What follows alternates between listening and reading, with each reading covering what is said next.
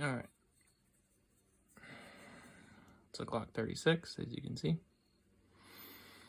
For the plunger, I like to leave it vertical. That way the spring doesn't fall out.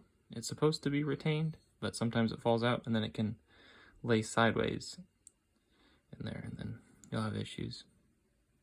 So I like to put it in this way. So now I know the spring didn't fall. I have good, see that? Yeah.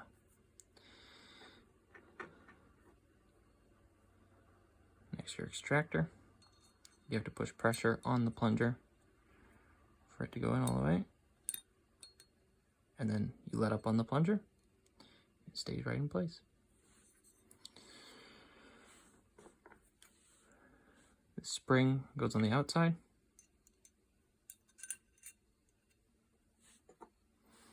Plastic end goes on the outside, obviously. It's your striker. Or firing pin, whatever.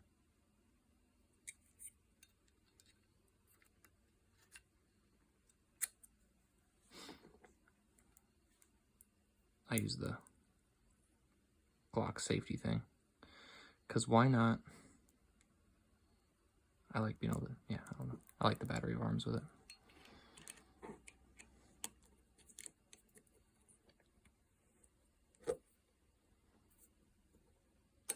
Alright.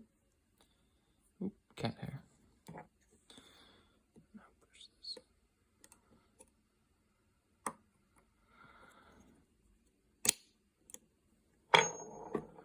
Boom.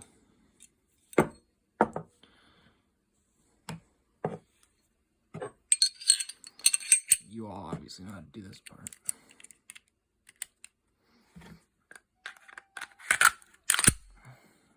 Done.